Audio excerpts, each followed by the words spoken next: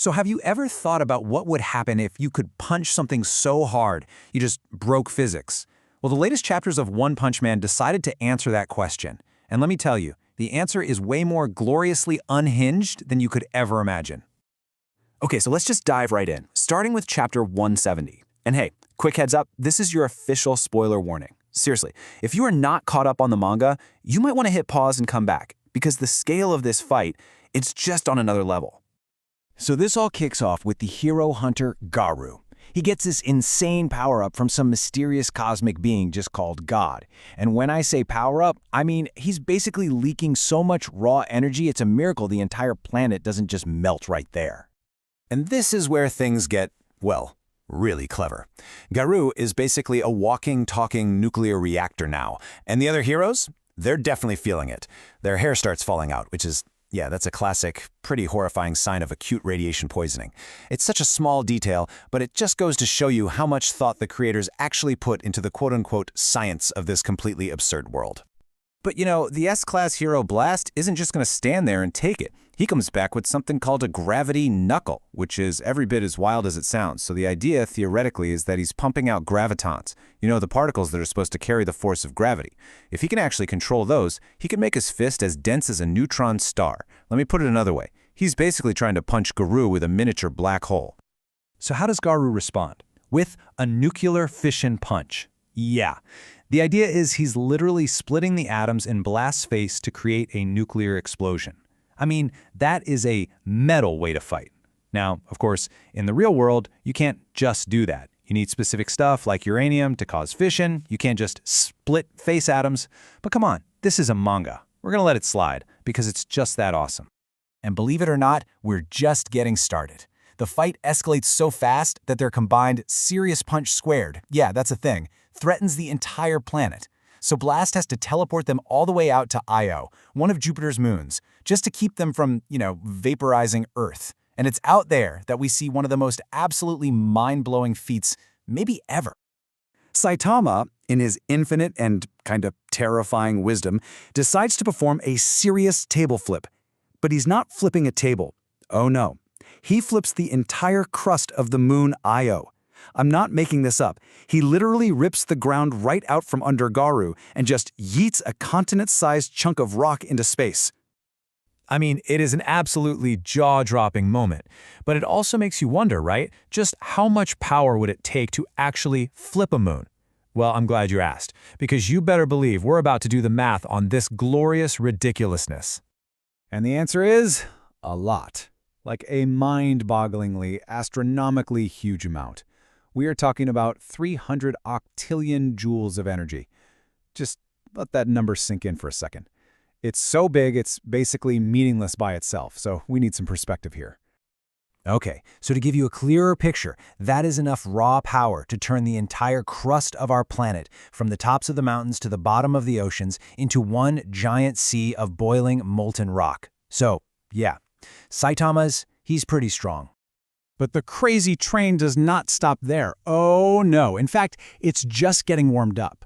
Because in the very next chapter, we get a peek at just how fast Saitama is getting stronger during this fight. And let me tell you, it is genuinely terrifying. And here's the real kicker. The manga itself gives us a graph of their power levels, and they are just skyrocketing. And what this shows us is that even though they're both getting stronger at a similar exponential rate, Saitama started out with this massive lead. It's like they're both in a race, but Saitama got a 4-lap head start. Garou never ever stood a chance. So what happens when you have a character who's getting exponentially stronger with every punch? Well, you get the serious sneeze. And that is, without a doubt, one of the most absurd and wonderful displays of power I think I have ever seen. Anywhere.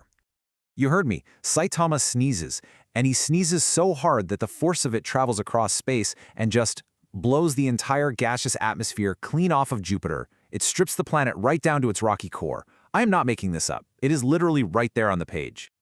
Okay, so how much energy are we talking to sneeze a gas giant away? Well, the number is, well, it's ridiculous. We're talking about 1,000 billion yotta-joules. And hey, if you don't know what a yotta-joule is, don't worry, nobody really does. It's a number that's usually reserved for things like, exploding stars. Let's put that in perspective again. That's enough energy to completely obliterate the Earth. Not just crack it in half, but vaporize it. 10,000 times over. And he did it with a sneeze. A sneeze. The man has weaponized his allergies. But wait, there's more. Because after all that cosmic-level destruction, there's a pretty practical question to answer. Saitama is stranded on a moon of Jupiter. So how does he get back home to Earth? The answer, my friends, is pure, unadulterated genius. He farts. No, I am not kidding. He uses his own flatulence to propel himself through the vacuum of space. And the craziest part? It's technically based on real science. Rocket propulsion is really simple. You throw mass one way, you go the other way. The only problem is, a fart doesn't have a whole lot of mass, so for this to actually work, it would have to be moving at an unbelievable speed. And when I say unbelievable, I mean it would have to be moving faster than the speed of light. About 6 times faster, to be precise. That's right. To get back to Earth, Saitama's fart had to fundamentally break physics. And you know what? At this point, I'm not even surprised. But somehow, we're still not done. Because the final move in this fight doesn't just break the laws of physics anymore. No, it breaks the single most fundamental rule of our entire universe, causality. The law of cause and effect. In this last-ditch moment, Garou actually teaches Saitama a secret technique. It lets him manipulate particles and antiparticles to literally move backwards in time. And what does Saitama do with this incredible reality-shattering power? He throws a punch that lands before the fight even began. Just think about that for a second. He won the fight by throwing a punch into the past. He knocked out his opponent before he was ever even a threat. He literally erased the whole battle from existence, which means he's not One Punch Man anymore. He's Zero Punch Man. And honestly, that is so impossibly cool, I can barely handle it. So what's the point of all this, right? Is it just a bunch of us nerds overanalyzing a super fun comic? Well, yeah, obviously. But it's also a huge testament to really creative storytelling. By grounding its completely bonkers premise in real, even if they're broken, scientific principles, One Punch Man makes the impossible feel, I don't know, a little more real. And that's what makes it so special.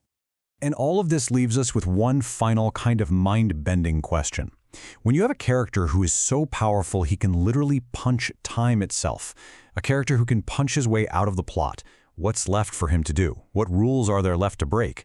I guess we'll just have to keep reading to find out.